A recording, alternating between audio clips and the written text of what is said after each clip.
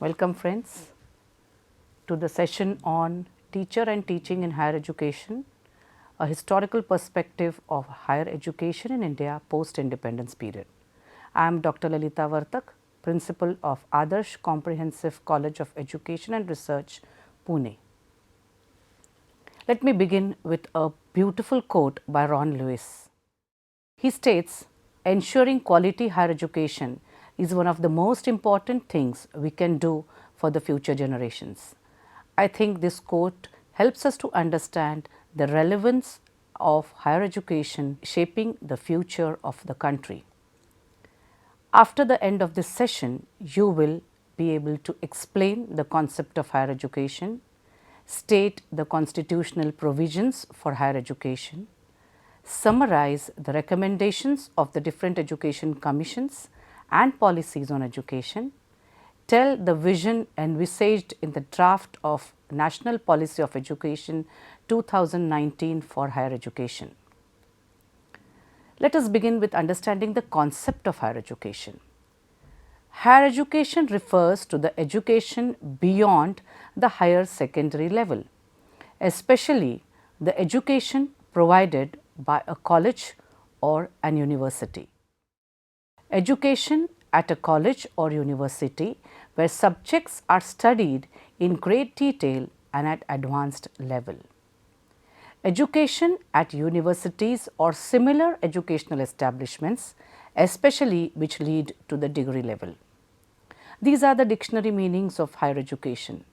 But higher education refers to all types of studies, training or training for research at the post-secondary level provided by universities or other educational establishments that are approved as institutions of higher education by the competent state authorities.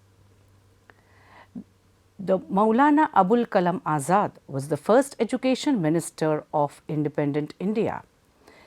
Today, we celebrate his birthday, that is 11th November, as the National Education Day every year. Let us first look at some of the constitutional provisions that are made for higher education. The most important objective of higher education is research.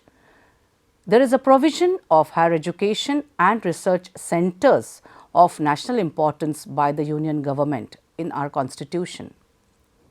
Also, to safeguard the right to participate equally in higher education, there is a provision for admission of students from religious and language minorities and the SC and the ST. In the 7th schedule, there are a few entries, say entry 62, entry 64, entry 65 and entry 66, which emphasize on the importance of higher education and the role of government in looking at the higher education.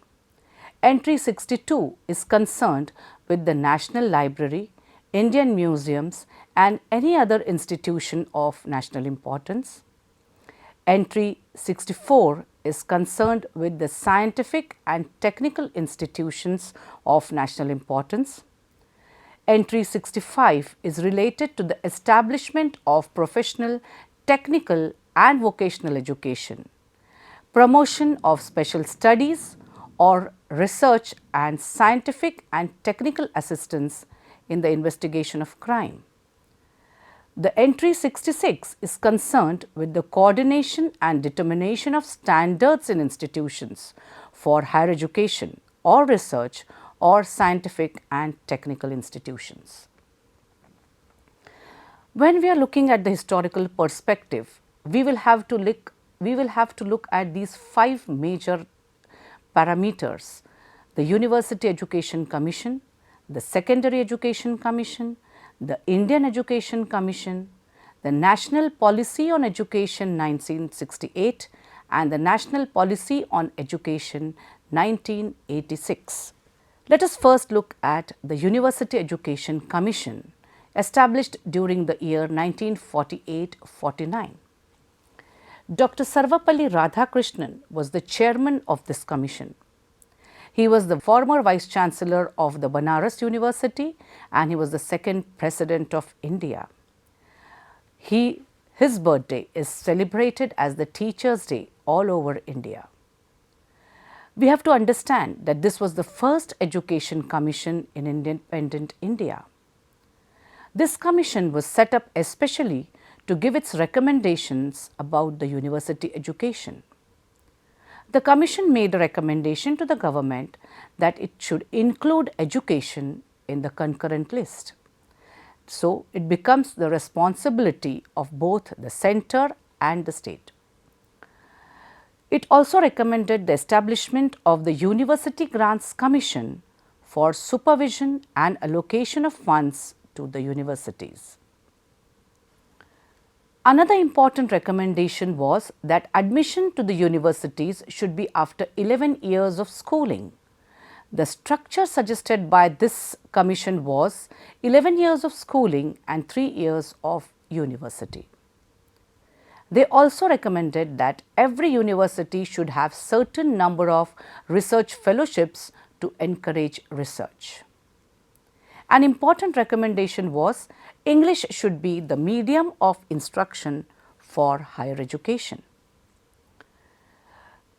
Realizing the importance of the rural universities, the commission emphasized that such universities should be established and they should be surrounded by rural college to meet the needs of rural reconstruction in agriculture and industry. They gave 4 categories of university teachers: professors, readers, lecturers and instructors.